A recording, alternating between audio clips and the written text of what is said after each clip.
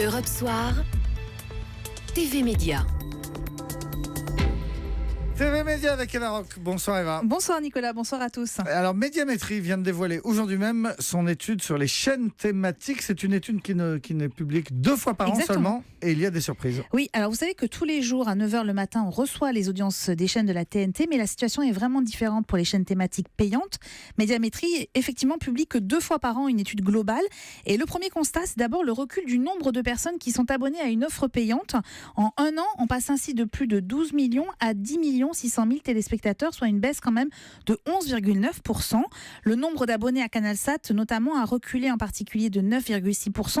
On compte un peu plus de 8 millions de fidèles. C'est pas très rassurant pour le groupe Bolloré qui ne parvient toujours pas à enrayer cette baisse. Alors est-ce qu'il y a des bonnes nouvelles et pour qui ? Eh bien pour le groupe M6 encore. Vous pensez que je le fais exprès, mais non. Pour la première fois depuis 2009, c'est Paris Première, donc qui fait partie du groupe M6, qui arrive en tête des chaînes thématiques avec 0,6% de part d'audience. C'est une forte croissance qui doit faire plaisir évidemment au patron du groupe Nicolas Taverneau, peut-être un peu moins au CSA qui de toute évidence va recevoir sur son bureau une nouvelle demande de passage en clair de la chaîne culturelle.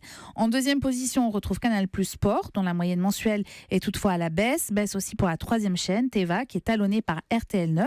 En fait, toutes ces chaînes, elles se tiennent dans un mouchoir de poche. Elles peuvent compter entre 10 et 11 500 000 téléspectateurs en moyenne tous les mois pour une part d'audience qui est comprise entre 0,5 et 0,6.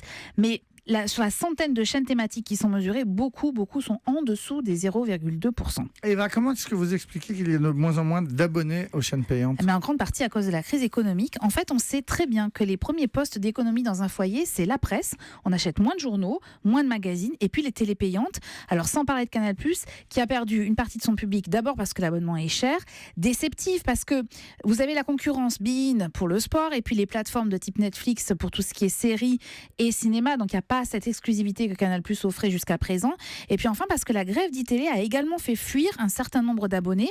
Alors la direction a mis en place entre-temps une politique commerciale qui est plus attractive, plus offensive, mais il va encore falloir attendre quelques mois pour mesurer les effets de cette politique-là. Eva, qu'est-ce que vous regardez ce soir à la télé ? Alors moi je vous conseille vivement le documentaire de Laurent Boyer sur Alexandra Lamy, c'est à voir sur C8 à 21h.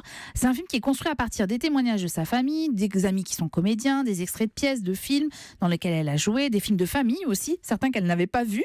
Et en fait, elle commente tout ça, toute cette matière avec humour. Et franchement, on n'a qu'une envie, c'est d'aller boire un verre avec elle quand on a fini de regarder le documentaire. Et ben voilà, une bonne idée. Voilà. Allons tous boire un verre chez Avec Alexandra Lamy. Lamy. Merci Eva Rock.